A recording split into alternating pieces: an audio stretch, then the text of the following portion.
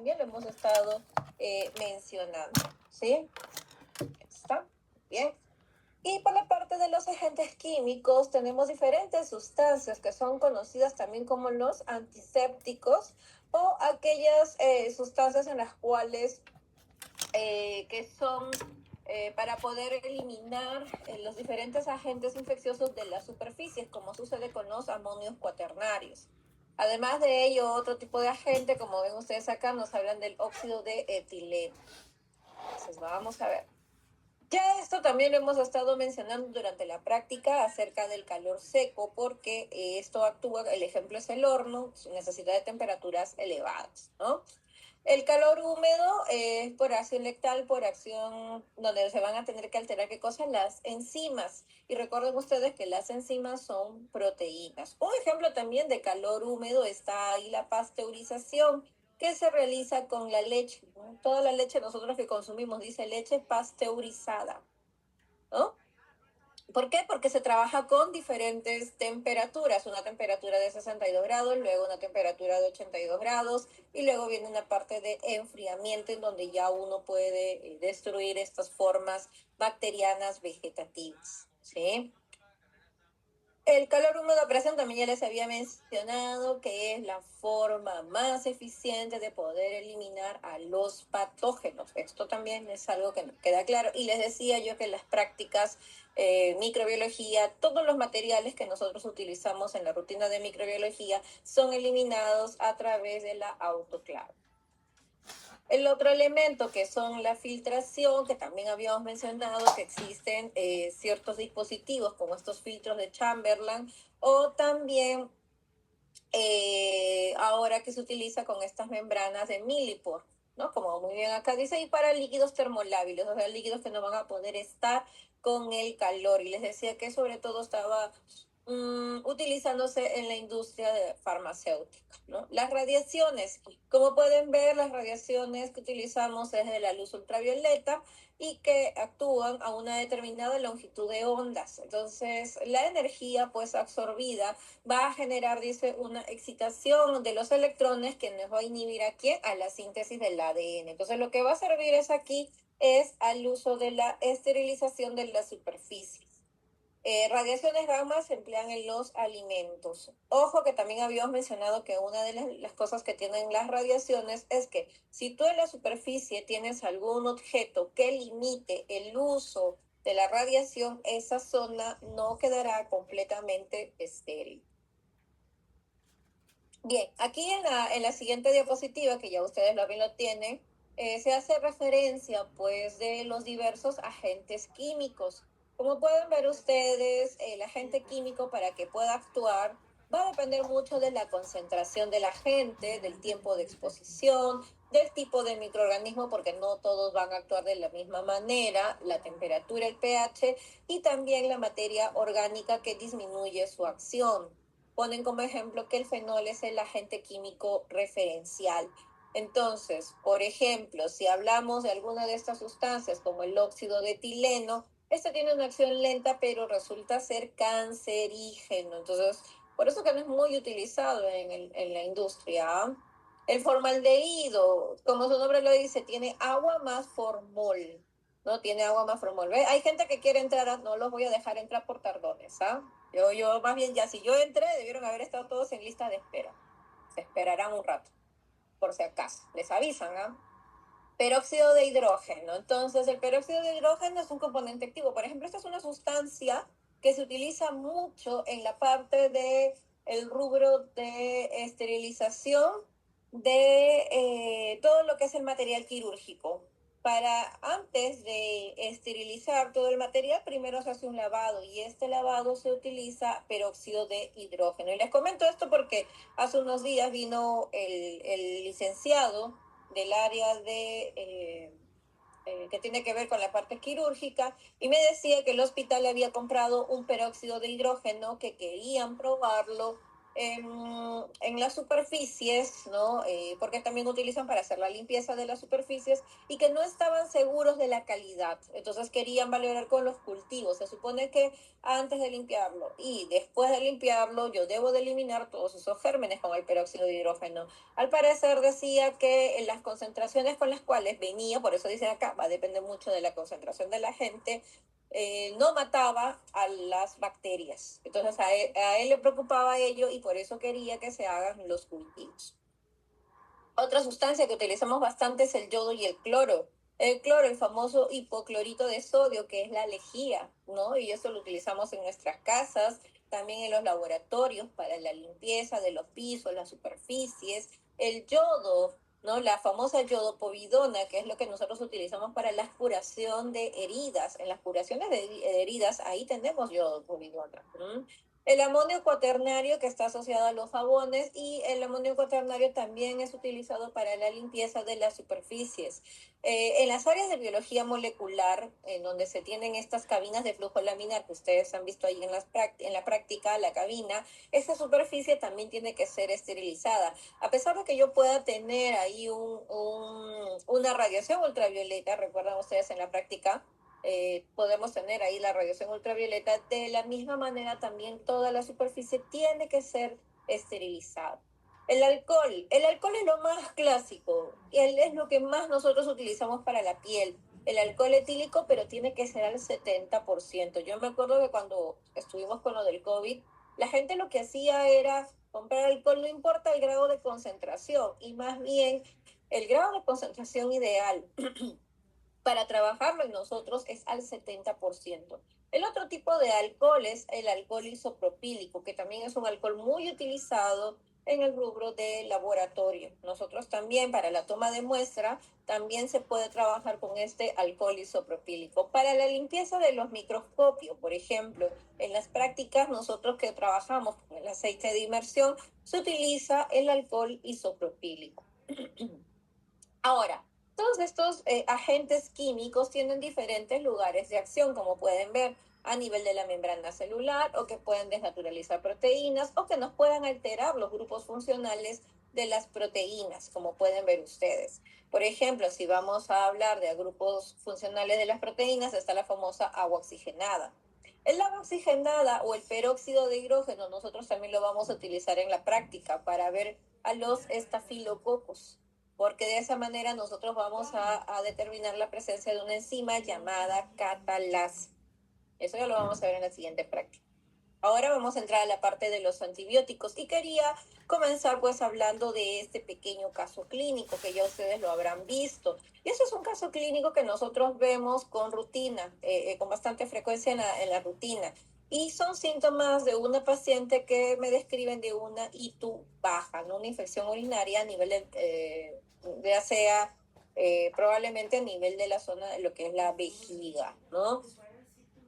Por los síntomas que describen, ¿no? Porque si ustedes me dirían, doctora, y si fuera de la parte del riñón, es que también ahí tendría que agregarme el dolor lumbar, y acá no me hace referencia de eso. Y bueno, por estos síntomas, pues le realizan el urocultivo, y miren, con el urocultivo sale positivo a una E. coli, que es una de las bacterias que uno reporta con mayor frecuencia. Si ustedes me preguntaran, doctora, en el 2 de mayo, ¿cuál es la bacteria que ustedes más aíslan en los urocultivos? Es la E. coli. Y el recuento de colonias, esto ya nos va a tocar hablar luego posteriormente, pero es un recuento de colonias significativo que sí está asociado a una infección urinaria, pero es una infección urinaria baja. Entonces, cuando nosotros como médicos, ustedes después de todo lo que están llevando de microbiología, ¿qué es lo que les va a interesar? Es esto de acá, este reporte, porque con ese reporte que se llama antibiograma, es que ustedes van a decidir cuál es el antibiótico correcto. Pero para que ustedes digan cuál es el antibiótico, a pesar de que ustedes me digan, doctora, yo ahí veo todo sensible, entonces le voy a dar cualquiera de esos antibióticos. No, no le vas a dar cualquiera de los antibióticos. Va a depender cuál es la vía que le vas a dar, si va a ser vía oral o vía parenteral, vía intramuscular, o si necesita la paciente hospitalizarse, ¿no? Si es una paciente que ya antes ha tenido infecciones urinarias, entonces todo eso tú lo vas a ver con la historia clínica.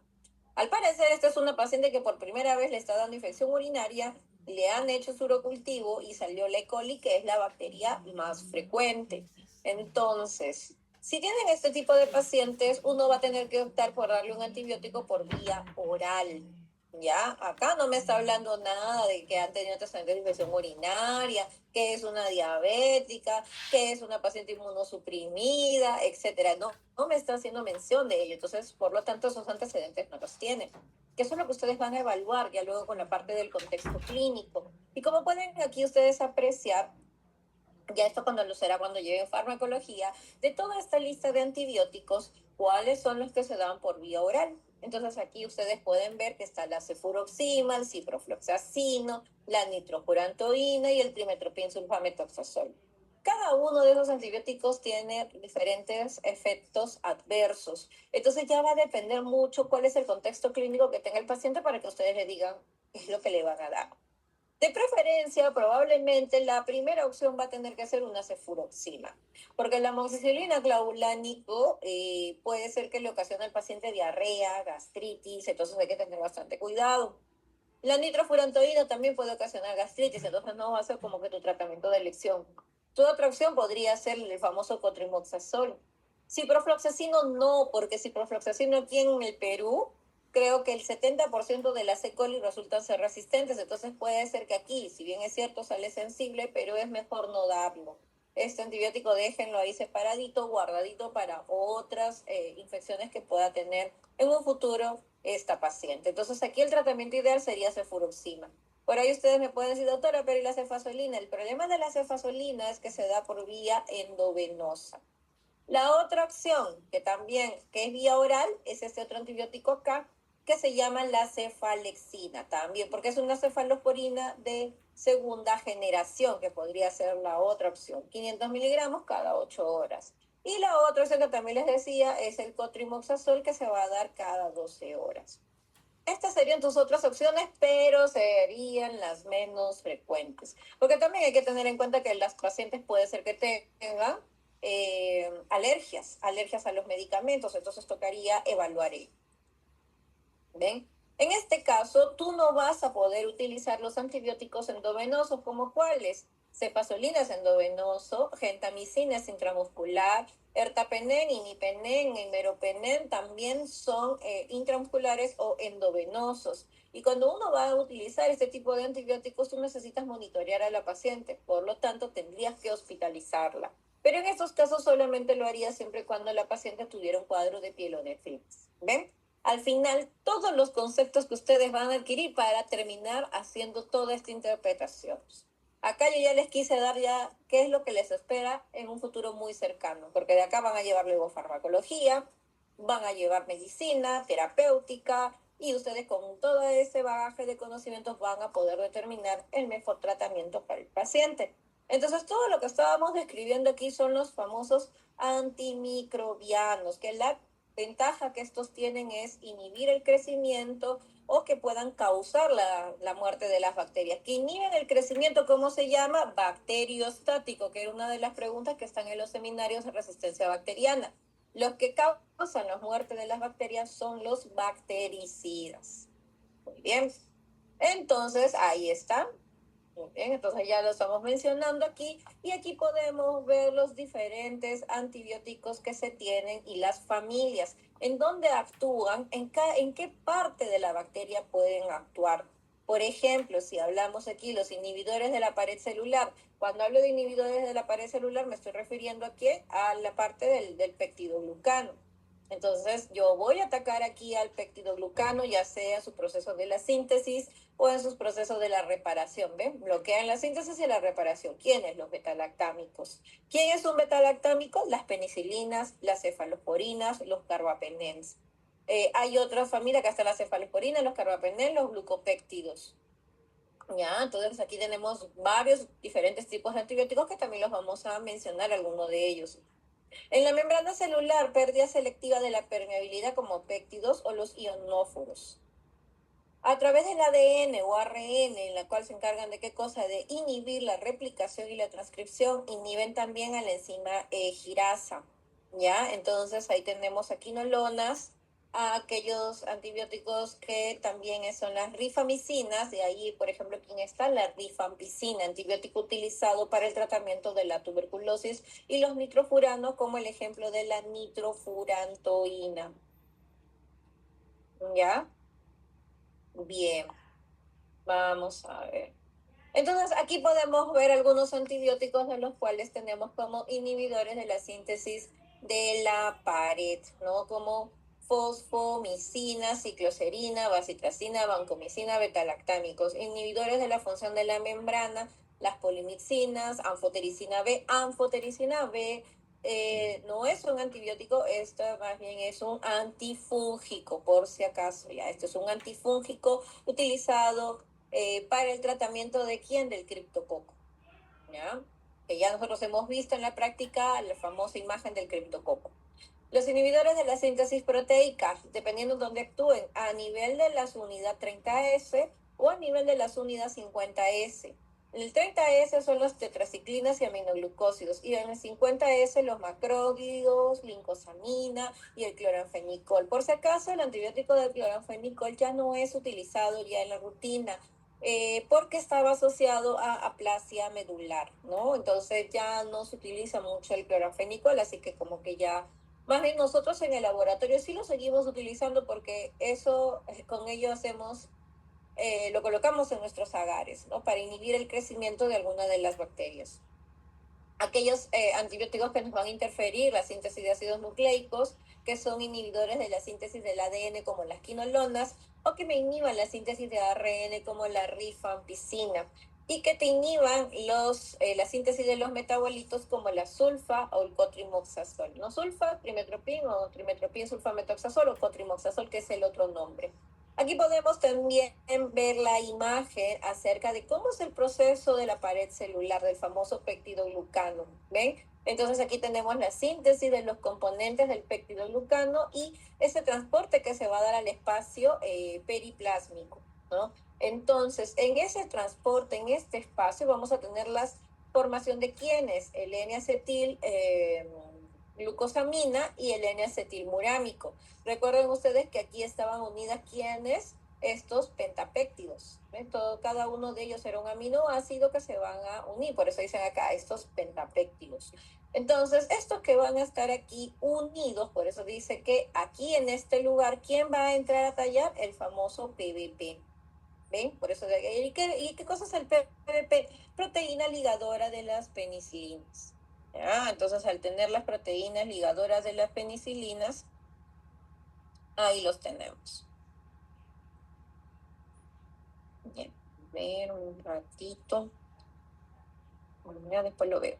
Listo. Entonces, ahí están a nivel de la unión terminal del pentapéptido y transformación en tetrapéptido. Y con ello va a darme lugar a qué cosa, a la formación de este peptidoglucano, ¿no? Ya sea en el grupo de las gram positivas, en donde yo voy a tener una mayor cantidad, o en las gram negativas, en donde decíamos que teníamos una menor cantidad de estos pentapéptidos, ¿ven? Entonces los antibióticos, como son los beta-lactámicos, van a ver ustedes que van a actuar justo en estas famosas PVP, ¿ya? Entonces va a haber una competición entre el beta-lactámico y el pentapéptido por la unión de estas PVP. Gana el beta-lactámico, que tiene una mayor afinidad. Entonces aquí lo que vamos a tener es ¿qué cosa? Que vamos a tener la inhibición de la formación de la pared celular. El otro punto es por las endolicinas. ¿Por qué? Porque al producirse estos procesos de competición que van a generar destrucción enzimática del peptidoglucano. Entonces, como yo les decía, si se destruye el peptidoglucano, si no se forma adecuadamente, ¿qué es lo que va a llevar? A la muerte de la bacteria. O sea, por cualquiera de esos dos lugares en donde pueda actuar el antibiótico, me va a matar a la bacteria. Pero ¿qué es lo que va a pasar con la resistencia? Que justamente este componente de las PVP es lo que se va a alterar. Y ese PVP, cuando se altera por alguna mutación, los famosos PVP2A, que es lo que vamos a hablar en un momento con el estafilococo, ya no actúa de esa manera en la penicilina. Y por lo tanto yo voy a tener que utilizar otro tipo de antibiótico que tenga otro mecanismo de acción para poder atacar a esa bacteria. Por eso que uno después dice, hay resistencia bacteriana, tienes que hacer el cambio de los antibióticos. Como podemos ver aquí en la imagen, nos escriben también cuáles son esos antibióticos que actúan sobre la famosa membrana celular. ¿Y quién está aquí? La colistina. La colistina es uno de los antibióticos que nosotros utilizamos como el último mecanismo que se tiene en el paciente. O sea, si ya mi paciente tiene resistencia a casi todos los antibióticos, lo único que me queda es darle colistina. Ya no voy a mencionar mucho de lo que está descrito acá. En cuanto a los inhibidores también de la síntesis de ácidos nucleicos, como muy bien se hace referencia, es que participan en etapas en donde de transcripción y replicación del ADN, en donde impiden que cosa que el proceso de ellas pueda continuar. Cuando hablamos de topoisomerasas, estamos haciendo referencia de quién, de dónde actúan las quinolonas, ¿no? Ahí está, y acá más abajito los hemos puesto de mención. ¿Qué catalizan qué cosa? El superenrollamiento del ADN cromosómico y que aseguran pues una adecuada división celular, perdón. Acá tenemos el ejemplo también de los inhibidores de la síntesis proteica, en donde está este famoso antibiótico linezolid. Linezolid es un antibiótico muy bueno que es utilizado para las bacterias gram positivas, pero ¿en qué bacterias gram positivas que tengan algún mecanismo de resistencia, que sea meticilino resistente? Que en un momento también lo vamos a conversar. Los aminoglucósidos que van a actuar a nivel de los ribosomas, en este caso en el 30S, y de esa manera se van a unir a quienes, a las proteínas S y al ARN 16S. Como pueden ver ustedes, los aminoglucósidos también son muy utilizados en la práctica, sobre todo con las infecciones urinarias, se utiliza ahí con mucha frecuencia, pero el problema de los aminoglucósidos es que pueden ser nefrotóxicos, ¿ya? Entonces van a actuar a nivel de esta subunidad de la 30S. Entonces, ¿qué es lo que va a hacer? Interrupción de la síntesis proteica bacteriana. Eso es lo que hace. La otra situación de aquellos antibióticos que nos van a bloquear, ¿qué cosa? La síntesis de los factores metabólicos. Yo ya dije, ya chicos, yo no voy a aceptar, pero ya entró ya tu compañera, ya acepté todos. Así que por favor, la próxima vez, entrar puntual, si es posible, los 40, los 40 y tanto, ya estar en lista de espera ya. Y ya no voy a aceptar, ya si entran después de cuando yo ya comencé la clase, ya fue, ya no los voy a dejar entrar porque hay que también acostumbrarnos un poquito, ¿no? Porque también interrumpe, yo tengo que parar para poder dejarlos entrar. Así que eso también es un poquitico, por eso dije, ya, mejor espero un ratito, y su delegada ya me estaba escribiendo, doctora, ya estamos, doctora, ya, pero no entraron todos. Así que bueno, ya ahí le echan la culpa a la delegada. A las delegadas, las dos compañeras me han escrito ahí en el grupo, doctora, entre, doctora, ya estoy entrando, estoy entrando. Pero ya, pues, entro y no están todos. No es justo, ¿ah? No es justo, ¿ah? Bueno, ya, no me quejo. Listo, chicos, vamos, seguimos. Entonces, como les decía, dentro de estos antibióticos en los cuales se encargan del bloqueo de la síntesis de factores metabólicos, pues están ahí en donde vamos a tener que, van a requerir de cosas, síntesis de folatos, que algunas bacterias son incapaces de tener de este medio, sobre todo en los casos, por ejemplo, del tetrahidrofólico, para obtener una molécula, dice, de pteridina y del ácido paraminobenzoico. Y también una enzima de la hidroteroatosintetasa.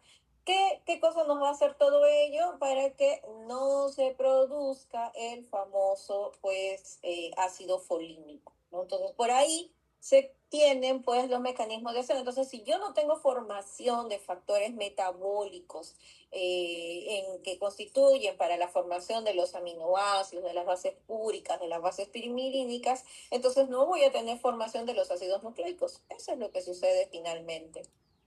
¿Ven? Entonces aquí, ¿y qué antibióticos son los que van a actuar? Miren, el antibiótico que yo hace un momento les decía, que era el cotrimoxazol, es la unión de dos componentes, que son las sulfamidas y el trimetropin. ¿Ven? Entonces vamos a tener aquí que voy a tener bloqueo en esta zona de la dihidrofolato reductasa y bloqueo también del dihidropteroico, ¿no? Entonces, en estos dos lugares voy a tener el bloqueo, no voy a tener formación y por lo tanto que no voy a formar ni purinas ni pirimidinas. Y eso es lo que se hace, porque los ácidos nucleicos están formados por bases púricas y por bases pirimidínicas, ¿no? De acuerdo a las clases de biología que ustedes han llevado. Bien. Vamos ahora entonces a hablar del tema que nos corresponde a esta semana, que son los estafilococos y estreptococos. Ya aquí comienza toda la parte de la relevancia médica, ¿ya? Entonces, si hablamos de los estafilococos, hay que recordar que yo les decía ya en las prácticas que vamos a hacer una práctica de exudado nasal y en esa práctica de exudado nasal en lo que nosotros vamos a buscar qué cosa es ver portador sano, ¿no? Todos nosotros colonizamos estafilococos, todos, sin excepción. La diferencia es que algunos de nosotros vamos a colonizar un estafilococo coagulasa negativa y otros van a colonizar Staphylococcus aureus, ¿ya? Estas bacterias del grupo de los estafilococos sí nos pueden producir infecciones oportunistas, ya sea bajo la forma de acné, forúnculos, abscesos o las osteomielitis que también se pueden presentar en los pacientes. Cuando uno tiene las infecciones a nivel del hueso, es uno de los lugares más difíciles para que el antibiótico pueda penetrar. Por eso que los tratamientos de osteomielitis, ya el que quiera ser traumatólogo, el tratamiento no baja de sus 21 días, porque el antibiótico no tiene buena absorción a nivel del hueso, entonces tú tienes que darle de manera continua pues el tratamiento. El estafilococo también tiene toxinas, entonces a través de esas toxinas me pueden producir intoxicaciones alimentarias, sobre todo con aquellos alimentos que yo mantengo en refrigeración. También a través de sus toxinas dérmicas o toxinas exfoliativas, lo que me van a producir es el famoso síndrome de la piel escaldada, que esto lo vamos a observar más en los pacientes pediátricos.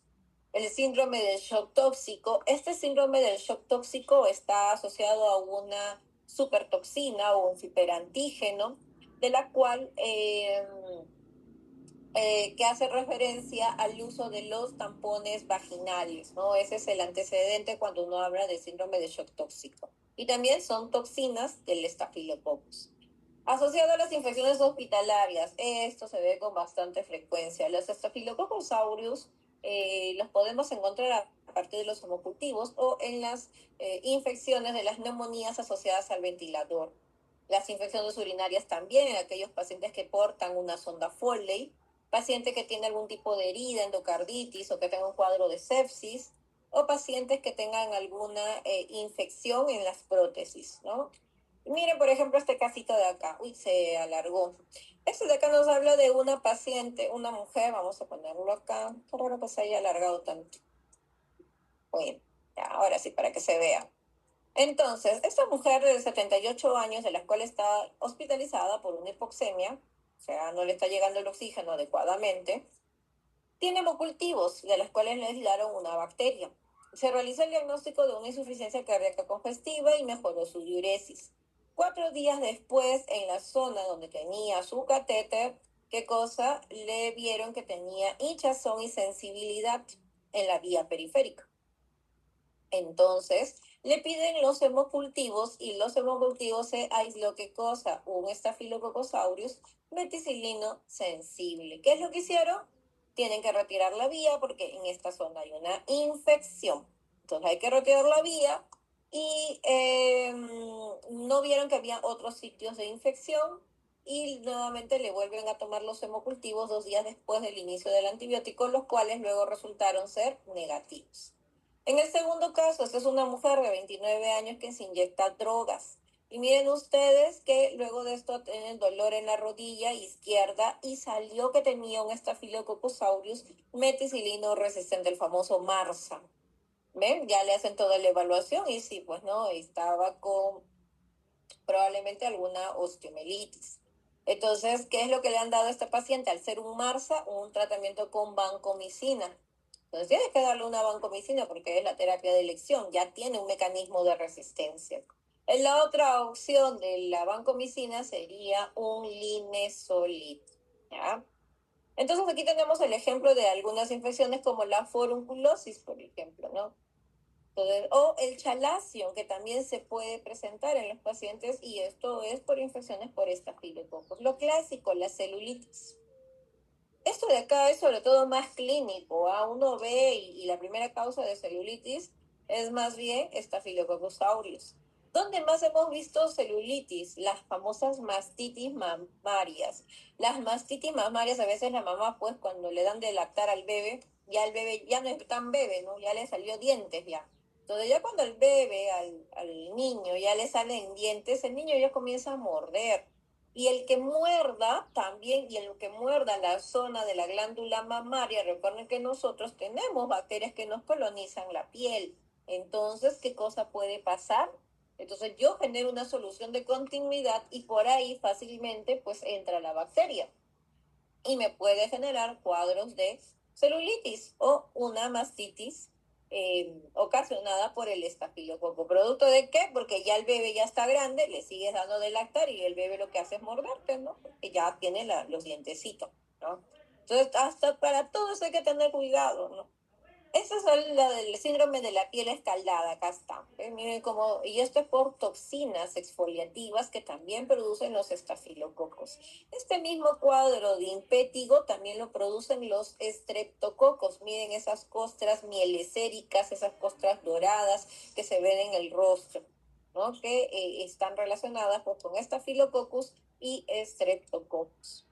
Entonces, ya nosotros en la práctica, cuando hicimos tinción gran, ya se hizo una demostración de cómo es que se ven estas bacterias, que son cocos gram positivos, que van a estar agrupados en pares o de cuatro o en racimos.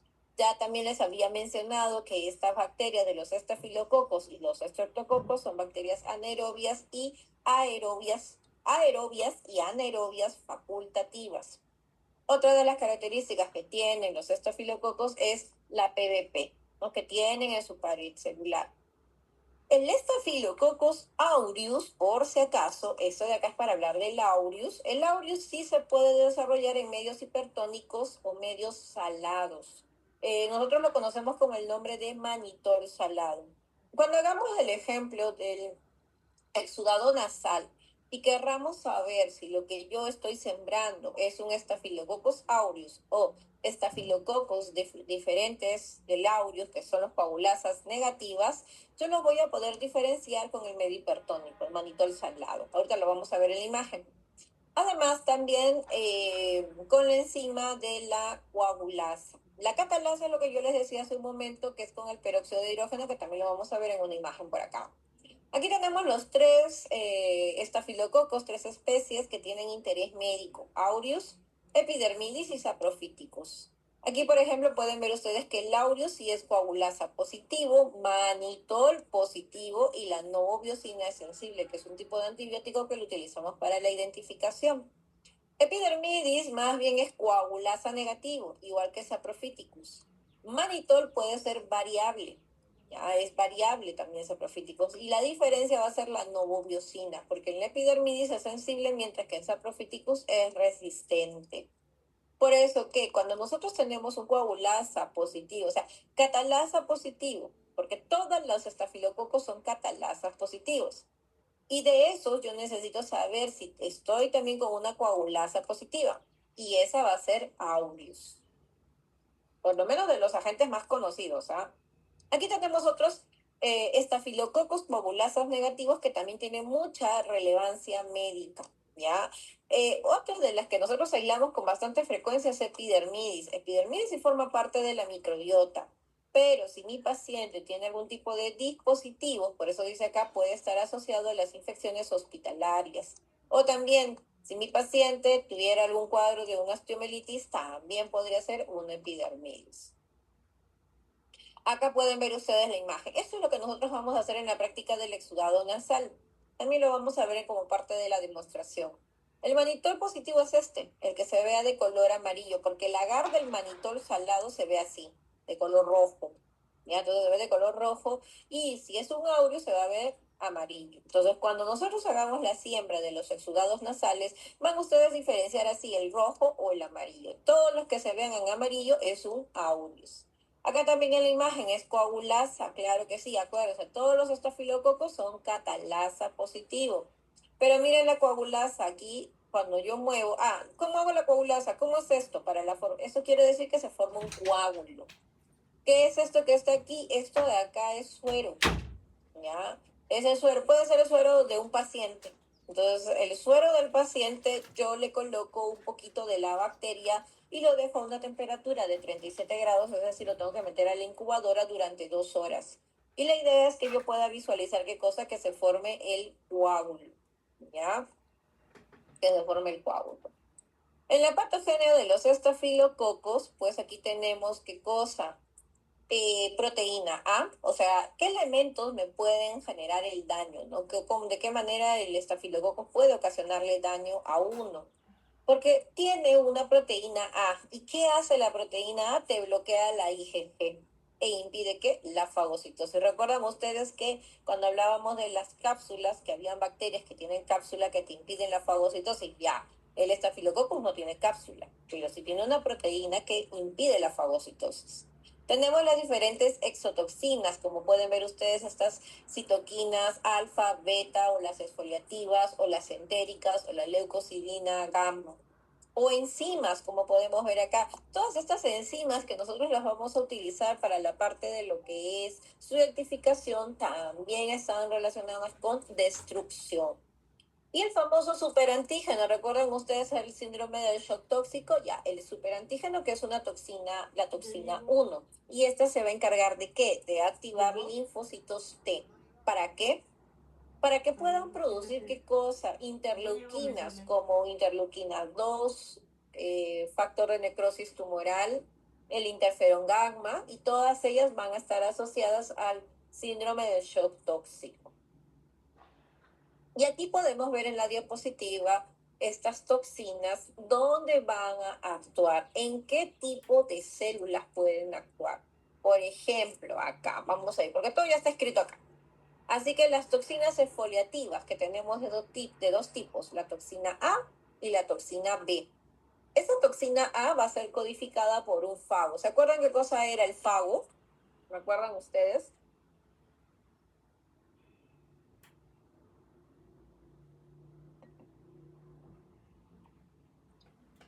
La que es codificada por el fago, recuerdan que era el virus de la bacteria, ¿no? En que son los que portaban el material genético. ¿Ya? Y las termolábiles son codificadas por un plásmido. Entonces, ¿cuál es la característica del síndrome de la piel escaldada? Que esas toxinas van a producir el daño en dónde? La destrucción de la unión epitelial. Y te van a formar ampollas que tú no vas a visualizar las bacterias. O sea, no, si tú me dices, doctora, voy a tomarle un hisopado a la lesión para que me diga que está ahí el estafilococo, nada, porque lo que lo ha ocasionado son las toxinas, el famoso síndrome de la piel escaldada. ¿Ven? Y aquí podemos ver en esta imagen, que me pareció muy bonita, las características que tiene pues el estafilococcus.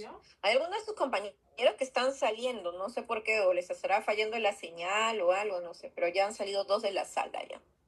Bueno, entonces, el estafilococcus, como podemos ver acá, tiene diferentes receptores. Al estafilococo le gusta ubicarse hacia las zonas donde está la matriz extracelular, ¿no? Donde tienes al colágeno, la fibronectina, la citoqueractina, etc. Entonces, el estafilococo produce una serie de sustancias. Ahora, ¿cómo ingresa? Esta es mi piel. ¿Cómo ingresa el estafilococo? A través de una herida. Entonces, el estafilococcus ingresa y a través de ello, ¿qué cosa va a generarme? Va a liberar diferentes sustancias como péptidos, lipoproteínas, las va a liberar. ¿Y qué cosa va a hacer esta liberación de sustancias, estas interleuquinas finalmente? Me va a hacer llamar a mayor cantidad de ¿quién? De polimorfo nuclear. Esa es mi primera línea. Va a llamar el polimorfo nuclear a esta zona. Por eso que del torrente sanguíneo se comienzan a movilizar todos los neutrófilos. ¿Qué es lo que va a suceder luego cuando se formen aquí los neutrófilos? Los neutrófilos van a estar rodeados de una cápsula de fibrina y algunos de estos neutrófilos van a ser material necrótico posteriormente, ¿no? Entonces, ¿qué es lo que va a suceder? Esto es lo que va a dar lugar a que las bacterias terminen siendo encapsuladas, como pueden ver aquí en la imagen, ¿no? Por una serie de neutrófilos, ahí las rodean, pero luego que este elemento se va a romper, se va a destruir, y al momento de destruirse, ¿qué es lo que va a suceder? Porque todos estos neutrófilos pues están necrosados. Entonces se pierde el mecanismo de defensa y la bacteria ya comienza a discurrir por el torrente sanguíneo. Y de esa manera es que comienzan a producirse las infecciones. Por eso que los estafilococos, cuando producen un absceso, que eso es una de las cosas que pueden hacer y que luego se distribuyen por todo el torrente sanguíneo. Por eso que estas bacterias pueden ocasionarnos pues, los cuadros de sepsis. Y aquí podemos ver en la imagen también acerca del famoso gen MEC. Este gen MEC está rodeado, dice, tiene conjuntos de cassette, que son 12, y los más conocidos son el gen MET-A y el MEC-C. Aquí estos genes tienen que ver con la formación de las PBP, o sea, las proteínas ligadoras de la penicilina del nivel de la pared. Existen todos estos niveles o todos estos tipos de MEC, de las cuales están asociadas con las infecciones en el entorno hospitalario, resistencia a la ameticilina o también hasta con asociadas a infecciones con el ganado. Algunas de las cosas que pueden tener este grupo de bacterias es que tienen cambios ambientales, como por ejemplo, se pueden desarrollar a temperaturas de 30 grados en los medios hipertónicos y las colonias van a ser más diminutas. Si bien es cierto, las colonias del estafilococo son casi colonias de tipo puntiforme, pueden ser todavía más pequeñas. También las colonias de los estafilococos, sobre todo el aureus, sí produce molicina. ¿Ya? Pero también nos hacen mención que al tener un mecanismo de resistencia puede ser que ya no tengan la hemolicina, no tenga ya la capacidad. ¿Mm? Y también la frecuencia de su mutación. Entonces miren ustedes cómo es un Staphylococcus aureus que era meticilino sensible. Se agrega el famoso gen MEC, que es este case del estafilococo, se agrega y termina siendo el famoso gen MEC-A, ¿no? O Staphylococcus aureus meticilino resistente. Que eso es lo que sucede con los pacientes. Y acá esto también es un repaso de lo que hace un momento mencionábamos en los antibióticos, de que tenemos aquí la formación del peptidoglucano y que en estos lugares es donde van a actuar los antibióticos, ¿no? Entonces, ¿dónde? En cuanto a las fuentes de infección, como pueden ver ustedes, todas las personas tienen estafilococos.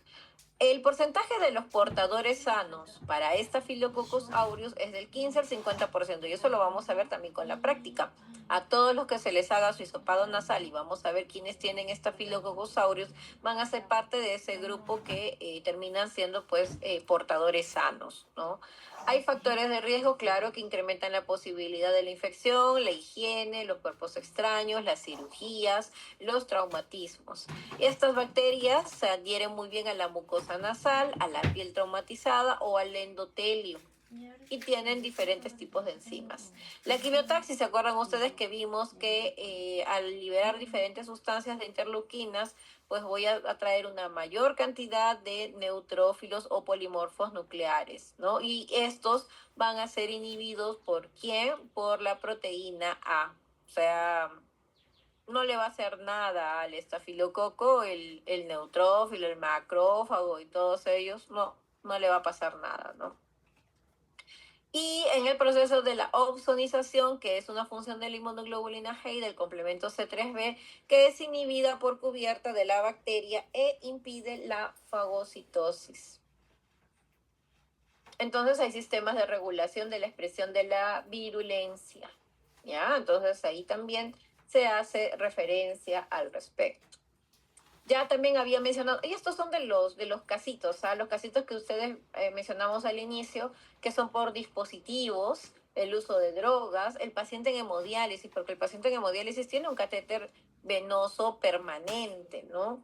Procedimientos quirúrgicos recientes que también les había mencionado, ¿no? A veces también una cirugía como una cesárea no debería de infectarse porque es una cirugía limpia. Entonces, si al paciente no se le hizo bien una adecuada asepsia, si el personal no se lavó las manos, entonces sí me hace susceptible a que una cirugía que es aparentemente limpia termine siendo una cirugía con una infección. ¿Quiénes tienen mayor riesgo? Miren, hasta el ser hombre tiene un poquito más de riesgo que ser mujer.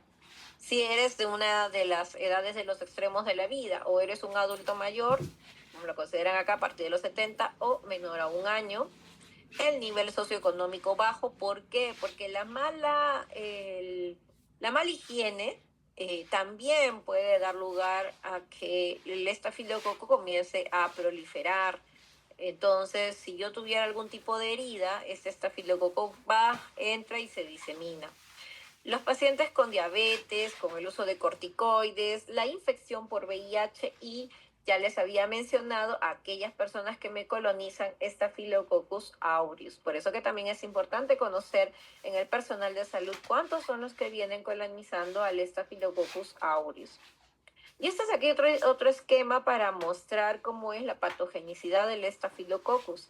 Entonces ya les venía diciendo pues que a través de una herida ingresa el estafilococo, me activa todas las interleuquinas y esas interleuquinas llaman a quienes, a los neutrófilos, para poder atacar, ¿no? Y ahí viene pues una serie de elementos, ¿no? Entonces estas interleuquinas que llaman a una serie de neutrófilos, todas ellas se van a ir necrosando en su interior y cuando se rompa esa pared que tiene una cápsula de fibrina, pues va a hacer que se discurra todo el estafilococcus en el torrente sanguíneo, ¿no? Y esto es lo que va a suceder finalmente. Cuando uno tiene, y miren, las cosas que pueden suceder es esto, ¿no? Que el paciente me haga una infección inicial y me haga una bacteremia, ¿sí? El otro que pueda darse es que tenga yo un absceso y para el absceso el tratamiento es romperlo, porque tampoco así nomás fácilmente no va a entrar el antibiótico. ¿Mm? Y el biofil también, cuando se tiene un dispositivo, es un dispositivo médico, un catéter, ahí también se puede formar, ¿no? Estas capas de biofil. Bueno, hacen mención también de que la coloración ideal, ¿no? Acá lo que vamos a utilizar es el gram. El cultivo, para hablar del Staphylococcus aureus, ¿qué cosa tiene que ser? El medio hipertónico, el medio manitol salado. Y también las pruebas de patogenicidad como la coagulasa y la producción de la enzima beta-lactamasa. Recuerden que para los estafilococos en general, mi gram tiene que ser cocos en parejas, tetradas o en racimos. Primero le hago la prueba de la coagulasa, que es el peróxido de hidrógeno, que tienen que verse unas burbujitas por encima de la catalasa, la presencia en esta bacteria. Y si yo necesito saber si es un aureus o un estafilococo coagulasa negativa, pues tendré que realizarle pues la prueba de la coagulasa, ¿no? Y así.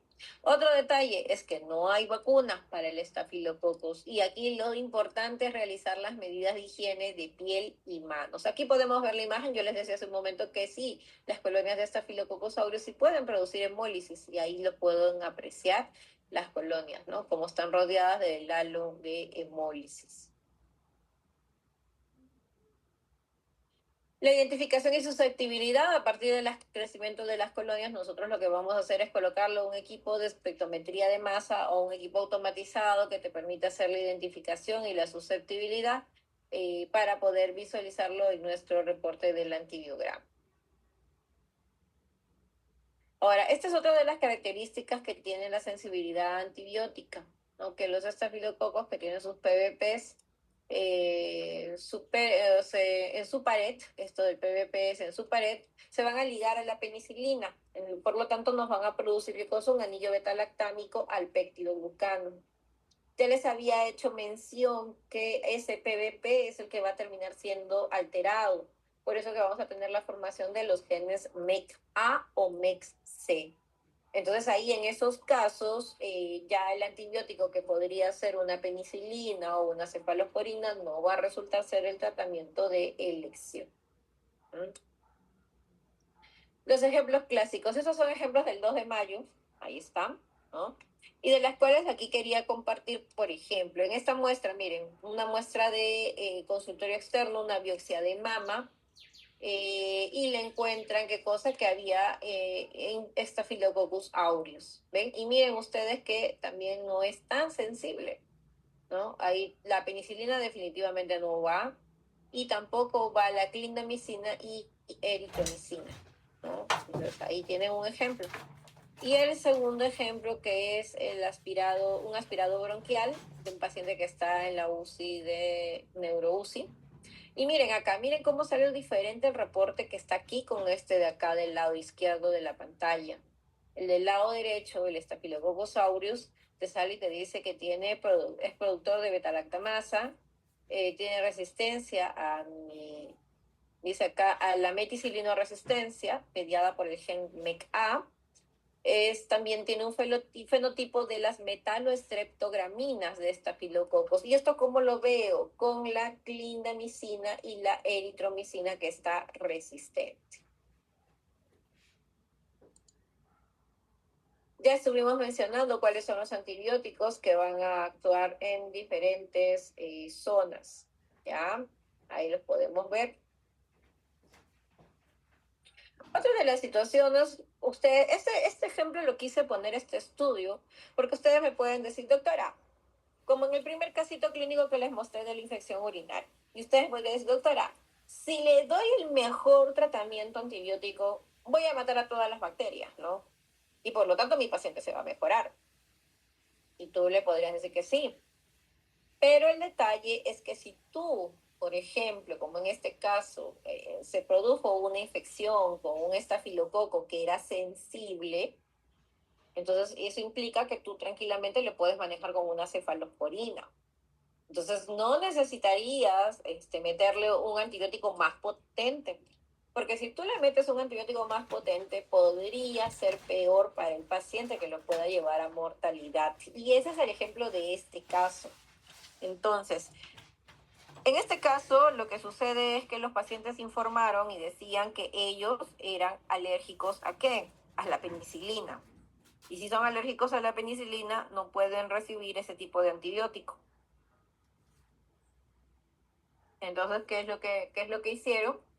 Un grupo de pacientes recibió cefalosporinas y a otro grupo que no eran de los alérgicos le dieron la cefalosporina y también vancomicina. Porque cuando yo tengo un paciente que tiene resistencia, o sea, que es una bacteria meticilino resistente, ya mi tratamiento no va a poder ser una cefalosporina, sino va a tener que ser un meropenem, o mejor dicho, una vancomicina, ¿no? Que es el antibiótico de elección cuando yo tengo un Staphylococcus meticilino resistente, ¿no? Entonces ese es el detalle.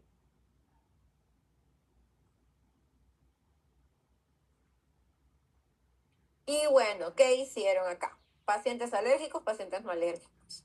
Pacientes alérgicos les dieron betalactámicos, que fue una cefalosporina de tercera generación, y la vancomicina. Y miren ustedes acá, ¿quiénes eran los que presentaron mayor riesgo de mortalidad? A los que le di vancomicina y no al que recibió betalactámico. Y la vancomicina es un antibiótico más poderoso, ¿ah? Por si acaso.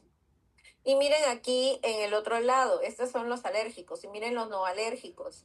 También aquellos que se les dio más bien vancomicina tenían un mayor riesgo de mortalidad. Por eso que aquí lo que se habla mucho es que si tú tienes un cultivo en la cual no salió que es meticilino resistente, cambia el tratamiento.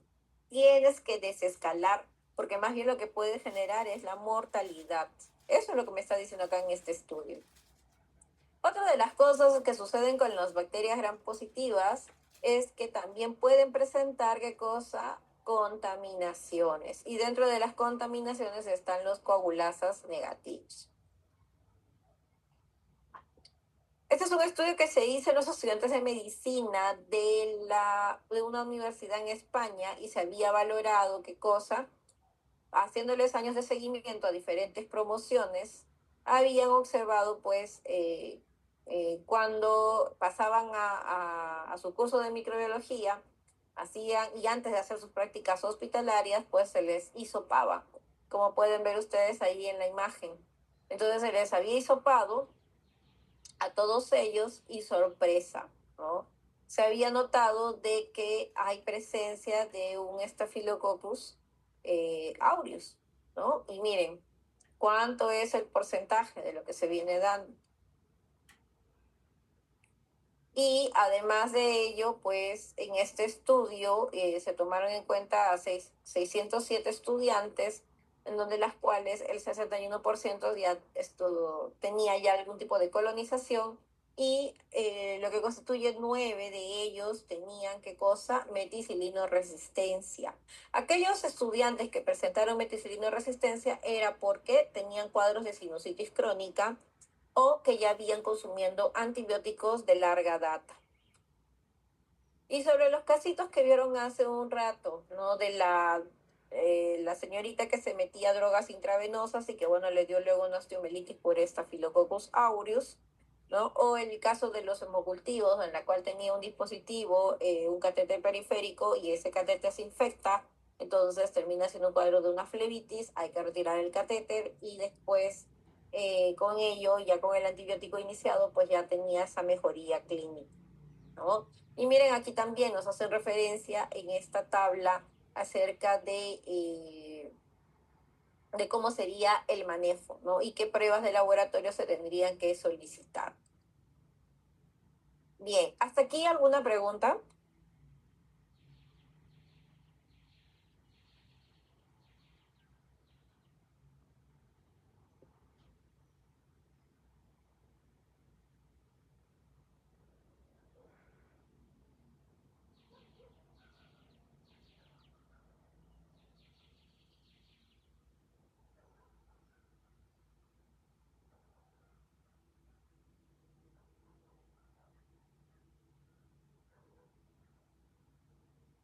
Bueno, entonces ya vamos a hacer la siguiente parte, que son los streptococcus.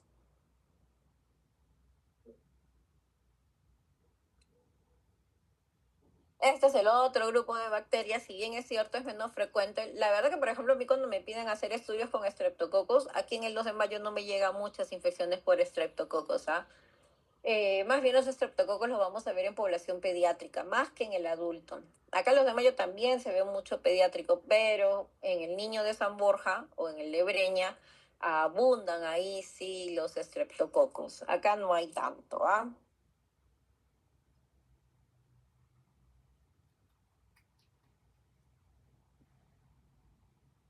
Bueno, entonces, aquí un poquito de la historia de los estreptococos. Como pueden ver ustedes, también los estreptococos habitan en la cavidad oral, ¿no? En la zona de la orofaringe, en niños y en adultos jóvenes.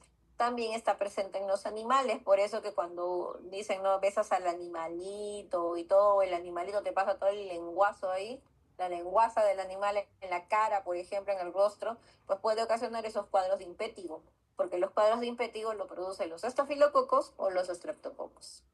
¿Existen especies de estreptococos que resultan ser muy patógenas? Claro que sí, porque te pueden producir cuadros de erisipela o los cuadros de la sepsis puerperal, ¿no? Entonces, ¿se acuerdan ustedes que en la película de Pasteur hacían referencia de sepsis puerperal?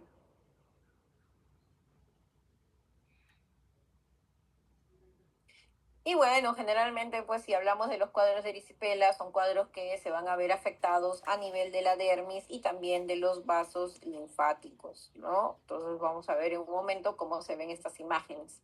Y hay otra cosa que producen con los estreptococos, perdón, es la angina con inflamación articular y afectación cardíaca, que esa es la famosa fiebre reumática. Y hay una clasificación por Lancefield en la cual clasifica a estas bacterias beta hemolíticas en serogrupos, que los vamos a ver también en un momento porque tienen relevancia médica. Miren, cuando se llama hemolítico, tenemos ahí el grupo del beta. Entonces, en el grupo del beta hemolítico vamos a tener algunas letritas. Ya, estreptococos beta hemolítico del grupo A, estreptococos beta hemolítico del grupo B. Vamos a verlas. Estos estreptococos beta hemolíticos son los que nos producen las infecciones como a nivel del orofaringe. Si alguna vez ustedes de niños, porque esto más lo ven en los pediátricos, les han dicho, sí, tienes una faringitis en donde tus amígdalas están aumentadas de tamaño, porque cuando a uno le da faringitis no puede comer bien, se te hinchan las amígdalas y te dicen que las amígdalas están purulentas, ojo, eso podría ser un Streptococcus piógenes. ¿Mm? En los niños es bastante frecuente que hagan ese tipo de cuadros, o también los cuadros de otitis, los cuadros de sinusitis, que también están relacionados con otro tipo de estreptococo, que es un estreptococo alfa llamado neumococo. En los beta-hemolíticos, los cutáneos a nivel linfático, la erisipela, cuadros de celulitis, la famosa escarlatina, ¿no? Que también se presenta en la población pediátrica, la fascitis necrotizante, también la que le dicen la bacteria come carne por el Streptococcus pyogenes, es también mal pronóstico en el paciente, las endocarditis bacterianas también y los cuadros de sistémicos o fiebres puerperales. Y en el caso de que sean alguna posinfecciosa, ¿qué quiere decir esto? Se me metió esta bacteria, este Streptococcus, pero era justo el estreptococo que tiene el serotipo, como podemos ver acá. 1, 3, 5, 6, 18 me puede producir fiebre reumática. O si se me mete un tipo 12 o 49 de Streptococcus pyogenes, me puede ocasionar la famosa glomerulonefritis post-streptocócica, porque aquí el cuadro clínico está relacionado con la producción de autoanticuerpos, anticuerpos que me van a terminar dañando a nivel del riñón o dañando a nivel de las articulaciones, el corazón y producirme movimientos involuntarios. Y ahí pueden ver ustedes la imagen de la erisipela, ¿no? Una paciente adulta, bien, y ahí se puede ver el aumento del tamaño, el color, la hinchazón que se describe tal cual en estos pacientes con erisipela, ¿no? Muy bien. Y aquí tenemos los cuadros de la piodermitis, que se parece bastante a los cuadros de los impétigos de los recién nacidos, ¿no? Y las famosas faringoamidalitis. ¿Qué más con esto, no? La escarlatina. ¿Qué podemos decir de la escarlatina? Que esta también es producida por el Streptococcus pyogenes. Pero en el caso de la escarlatina, hay un cuadro clínico muy característico que pueden producirte estas lesiones tipos, es forma grupo de las enfermedades eruptivas. Es un estreptococo del grupo A generalmente. El paciente tiene un dolor de garganta, hay fiebre alta y tiene pues estas lesiones eritematosas, como pueden ver ustedes, que se expande a nivel del tronco, ¿no? La lengua también, esa lengua roja, tipo frambuesa, también que se describe en la literatura, y las famosas líneas de Pastria. Miren estas líneas oscuras que se ven en las zonas de las flexiones, de las articulaciones. Ahí también nos hace referencia, ¿no? Las líneas de Pastria y todo ello es característico del cuadro de la escarlatina.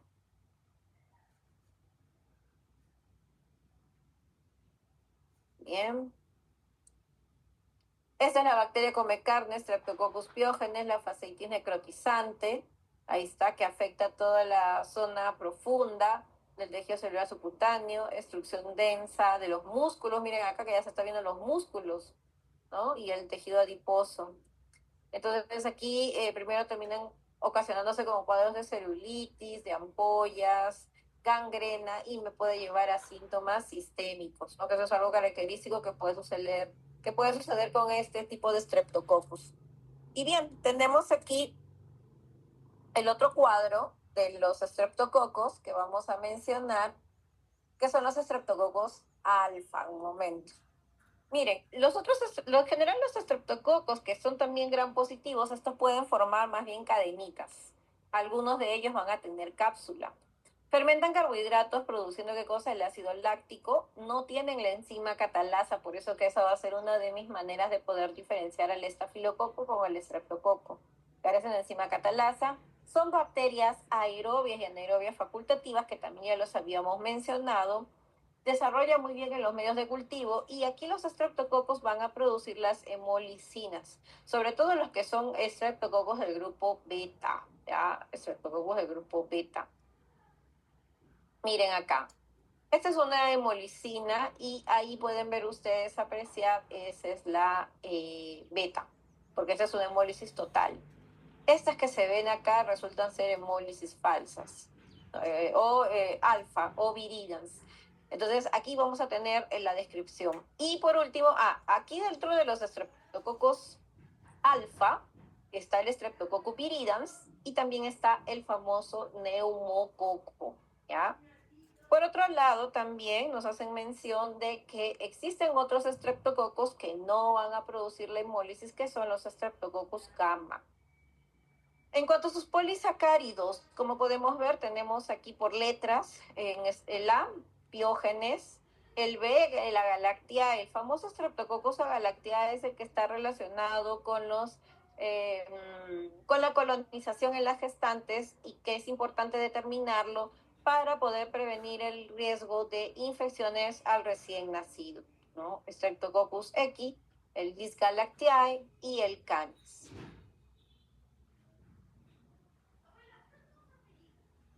Entonces, así como habíamos mencionado que el estafilococo tiene componentes que me permiten hacer su destrucción, lo mismo le pasa al Streptococcus. Entonces, el Streptococo tiene dentro de sus componentes una cápsula, este sí tiene cápsula, su ácido hialurónico, en este caso del Streptococcus pyogenes, de los cuales me van a producir infecciones sistémicas más graves. Su carbohidrato, que también tiene un antígeno del grupo A de acuerdo a la clasificación de Lancefield, y también tenemos una proteína M que es codificada por el gen M. Y esta proteína M que le va a otorgar virulencia y me va a poder clasificarlo en serotipos. La proteína F, que es la que se va a encargar de unirse a las mucosas, y el ácido lipoteicoico, que tiene que ver con la adhesión.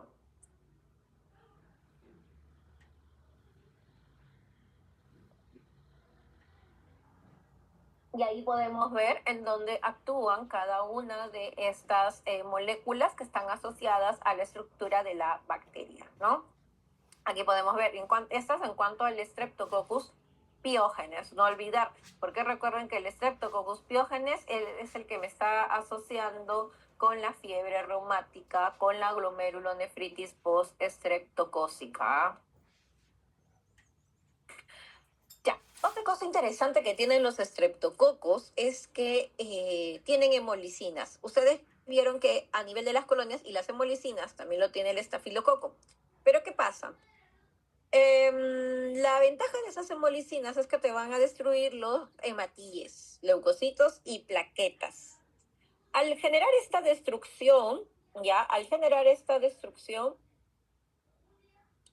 va a dejar como un espacio. Por eso decíamos que esas hemolicinas son de dos tipos, la hemolicina O y la hemolicina S. Bueno, qué feo ruido. Bueno, ya, la hemolicina O, que es lábil al oxígeno, va a encargarse de la estimulación de los anticuerpos, el Streptococcus pyogenes. Entonces, esta hemolicina O es la que se le va a conocer con el nombre de la antiestreptolicina O. ¿Dónde voy a dosar antiestreptolicina O? Cuando tengo un paciente con sospecha de glomerulonefritis post-streptocócica. ¿Por qué? Porque en estos pacientes van a terminar formándome el anticuerpo. Esa relación del antígeno-anticuerpo, ¿ya? Es lo que me va a terminar dañándome el glomérulo. Ya, no es la bacteria en sí. Ahora ustedes me van a decir, doctora, en la glomerulonefritis post-streptocócica, si voy a descartar, ¿le hago el cultivo de Streptococcus pyogenes? No, no, porque ya el antecedente del paciente con Streptococcus o con glomerulonefritis es qué cosa, que ha tenido ya una infección bacteriana y esa infección bacteriana es una faringitis. Entonces, si ya tuvo la faringitis, después de 2 semanas es que puede aparecer recién el cuadro de la glomerulonefritis. Por eso que los cuadros de glomerulonefritis son por los anticuerpos, ¿ya? ¿Y cómo sé yo que sí fue un Streptococcus pyogenes y estábamos sospechando que es la glomerulonefritis post-streptocócica? Antiestreptolicina O es lo que tienes que dosar. Y eso se hace en sangre. Cuidado que por ahí les hago una pregunta y me marquen orina, ¿ah? Falso, es en sangre. Luego, la hemolicina S, que no tiene ninguna función antigénica, pero esa sí es la que se va a poder visualizar muy bien en las placas de agar sangre. ¿Ya? Y eso es lo que van a ver ustedes, esos casos de las hemólisis. Otra de las cosas que tienen los estreptococos es que producen la estreptoquinasa, que es la que se encarga de degradar los plasminógenos y por lo tanto, ¿qué es lo que te va a hacer? Destrucción de los coágulos. Las streptokinasas se utilizan en la parte médica ¿para qué? Para las trombosis. Tenemos proteasas que tienen que ver con el daño tisular y el SHOT. Después también están las desoxirribonucleasas que permiten la diseminación bacteriana y esto es como una prueba del antiDNasa tipo B. Hay otro tipo de proteínas como la proteína SIC que se encarga de inactivar al complemento y disminuye. Entonces el inactivar al complemento también ya no me va a favorecer a esa capacidad fagocítica que tienen los polimorfos nucleares, que son nuestras primeras células de defensa. También mencionábamos que el estafilococcus tiene su superantígeno. ¿Se acuerdan del superantígeno? El 1. Ya. Streptococcus pyogenes también tiene su superantígeno, que es la toxina eritrogénica. Entonces, esa toxina viene a partir de un fago que se codifica de 4 toxinas. Lo que va a permitir es que cosa activar en los linfocitos T CD4, que es lo mismo que hacía con el superantígeno 1, al del estafilococo, que también te activa los linfocitos T. Liberan citoquinas, factor de necrosis tumoral e el interferón también, ¿no? Ocasionando hasta destrucción tisular. Entonces, esos cuadros de destrucción tisular que hemos visto en la imagen de ese bebé, que es una fasciitis necrotizante, o también pueden producirnos cuadros del síndrome del shock tóxico. Ese es el Streptococcus beta hemolítico del grupo A, que es el Piógenes. Pero les había hecho referencia que también existe Streptococcus beta hemolítico del grupo B. ¿Quién es ese? Streptococcus agalactiae. Entonces, el Streptococcus agalactiae ya les había mencionado que se carga de qué cosa. Es una bacteria, sobre todo, que va a estar ahí colonizando a nivel de la mucosa vaginal. Y en la etapa de la gestación, durante las 35 o 37 semanas, la paciente o la gestante se le tiene que hacer una prueba para determinar si tiene la presencia de este Streptococcus agalactiae. Ya, porque son portadoras sanas. Entonces no va a manifestar ningún cuadro clínico. Por eso que a todas ellas se le tiene que hacer este estudio para su descarte de Streptococcus agalactiae. ¿Qué pasa si no le hago ese estudio? ¿Y qué pasa si la gestante tiene Streptococcus y no hace síntomas, no hace nada? El bebé, el recién nacido, puede tener cuadros de sepsis neonatal, endocarditis, cuadros de meningitis y lo puede llevar a la muerte. Por eso que también es importante que se haga. ¿Cómo se hace el tamizaje? Se le tiene que tomar una muestra de hisopado rectal e hisopado vaginal. Se tiene que tomar de los dos lados, ¿ya? Se tiene que tomar de los dos lados para poder determinar al famoso Streptococcus.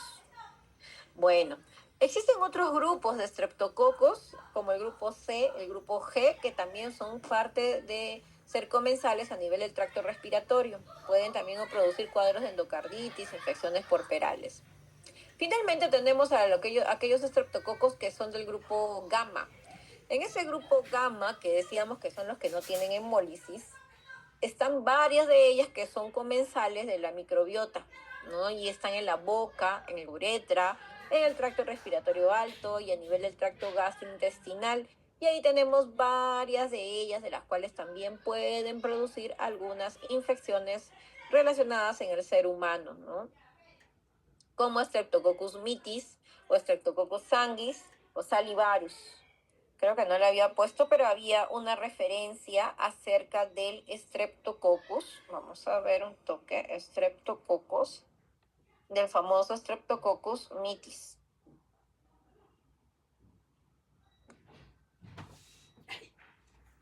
Y son aquellas también que nos pueden ocasionar los cuadros de endocarditis. Están relacionadas con ello.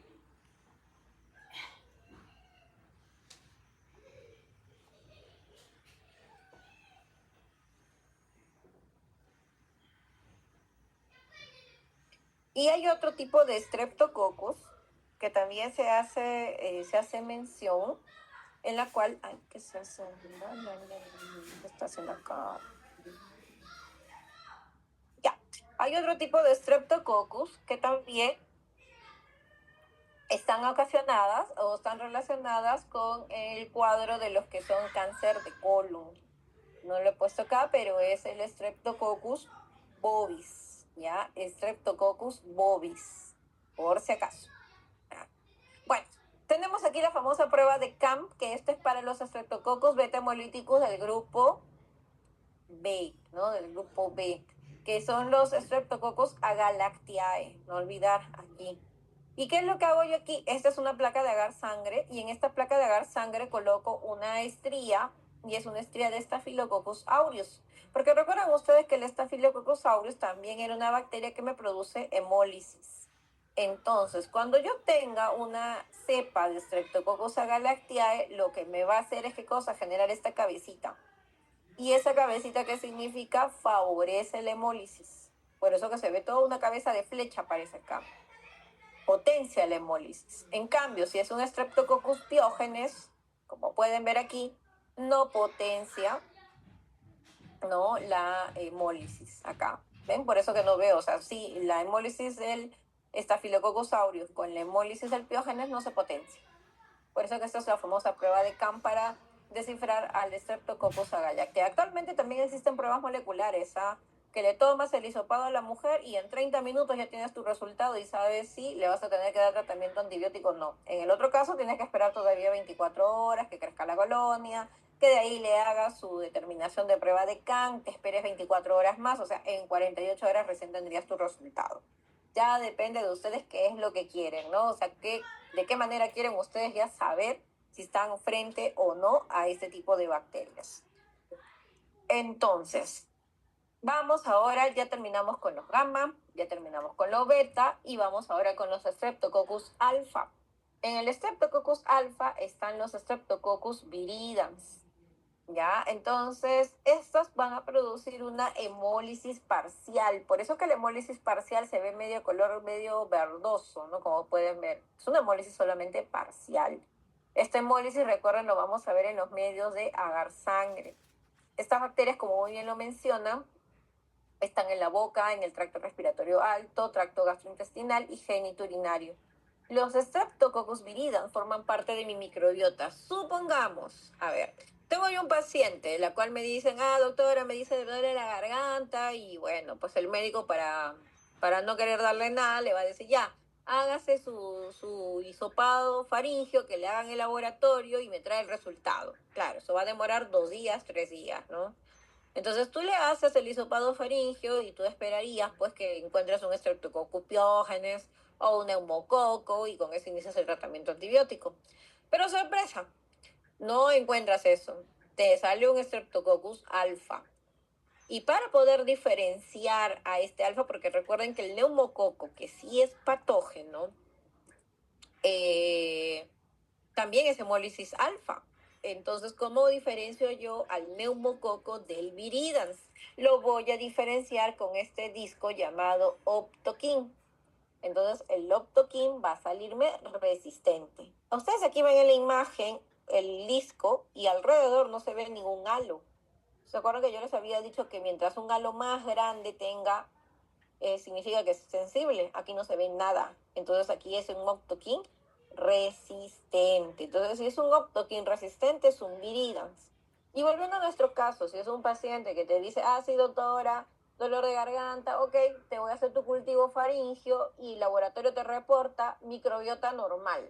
O sea, no encontraron nada. Te tomaron la garganta y reportan que hay Streptococcus beta o alfa hemolíticos con Optokin resistente. Respuesta, Streptococcus viridans. ¿Eso tiene relevancia médica para mí por una faringitis? No, porque es parte de mi microbiota. O sea, no es algo patológico. ¿Tendría valor cuando, por ejemplo, si yo estoy viendo en la ecografía de mi paciente, veo ahí vegetaciones, aquellos que quieren ser cardiólogos, no sé por qué a la gente le gusta tanto la cardiología, pero bueno, ya. Ven, hacen un ecocardio y en el ecocardio encuentran vegetaciones. Esas vegetaciones están relacionadas a una bacteria. Yo tengo que hacer indagaciones de esa bacteria. Entonces, ¿cómo lo voy a obtener? A partir de los hemocultivos. Tomo los hemocultivos, sorpresa, todos los hemocultivos me salieron Streptococcus viridans. Y el viridans sí me puede producir cuadros de endocarditis. ¿Ven? Entonces miren ustedes cómo es la relevancia médica. Por eso que cuando mandan un cultivo al laboratorio, sí es importante tener el antecedente del cuadro clínico, qué síntomas tiene el paciente o si ya viene recibiendo también algún tipo de antibiótico. Porque también cuando uno utiliza los antibióticos, estos antibióticos impiden también el crecimiento de la bacteria, ya no la dejan ver. Y de ahí ustedes pueden decirme, doctora, su laboratorio no me puede identificar la bacteria. A ver, vamos a ver qué pasó acá con el cultivo. Ah, sí, doctora, ya estaba con antibiótico. No, pues es que tienes que avisar, pues no tienes que avisar que ya inició el tratamiento antibiótico para ver la manera de dónde podemos aislar ese agente causante de la infección al paciente.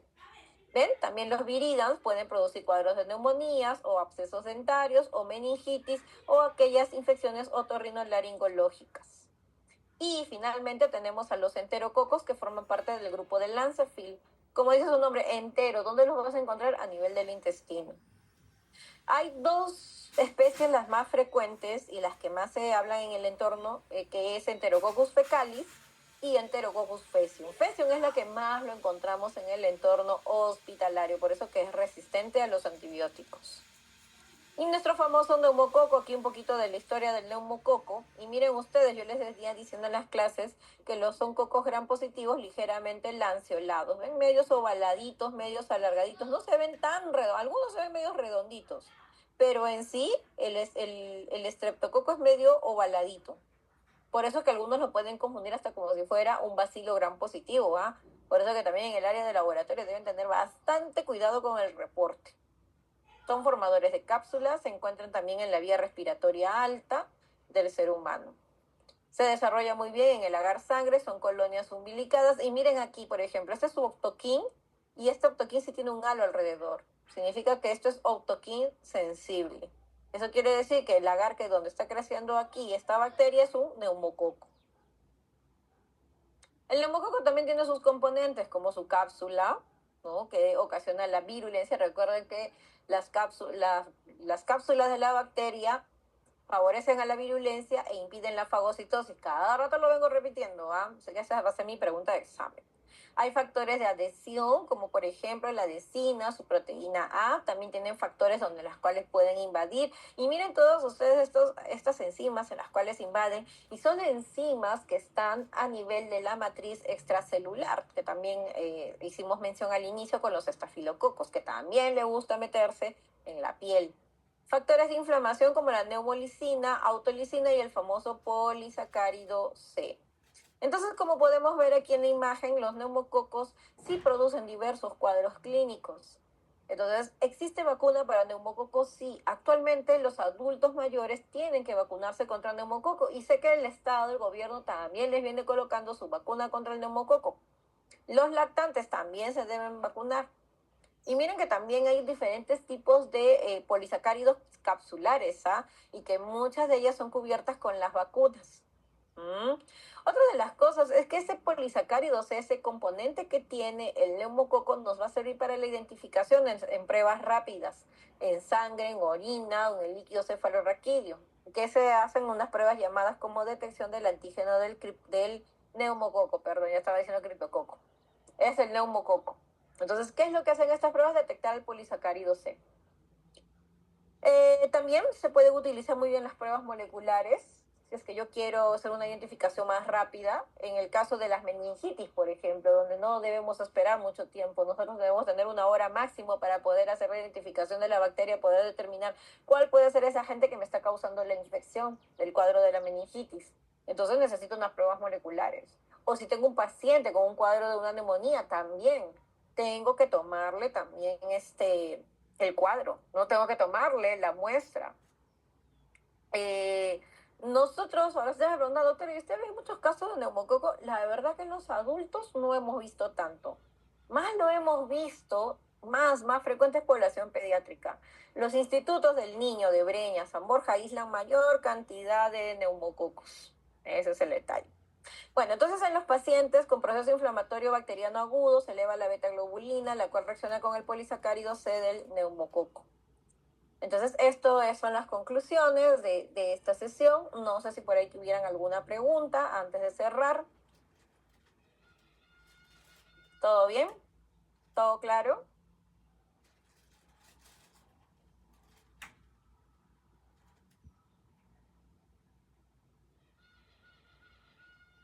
Pero chicos que me hayan escuchado, ¿ah? Porque hay varias cositas que las he mencionado que no están en las diapositivas, entonces, y pueden ser por ahí algún tipo de preguntas de examen, por si acaso, ya les estoy avisando ya. Y aquí hemos mencionado, pues, sobre todo muchos cuadros clínicos que se pueden presentar con este tipo de infecciones. Y como se dan cuenta, son muchas infecciones relacionadas a la piel, ¿no? Y en el estafilococo son las toxinas. En el estreptococo va a depender del tipo de estreptococo para que me pueda causar el cuadro clínico. ¿Listo? Muy bien, bueno, entonces ya los dejo tranquilos. Disfruten de este fin de semana. Van a tener clases virtuales nada más estos días. Cualquier cosa seguimos en contacto, por favor. Y bueno, pues que tengan un buen fin de semana. Para aquellos que votan, por favor, piensen bien su voto, todo, analicen sus candidatos, todo ello. A aquellos que no votan, bueno, pues suerte, ¿no? Porque de verdad ahora no sé con estas elecciones que tenemos qué nos esperarán. Bueno, muy bien chicos, cuídense y que tengan un buen fin de semana. Hasta luego. Con los que tengo práctica el lunes no se olviden que también va a ser virtual, ¿ah? Eso también. Nos vemos.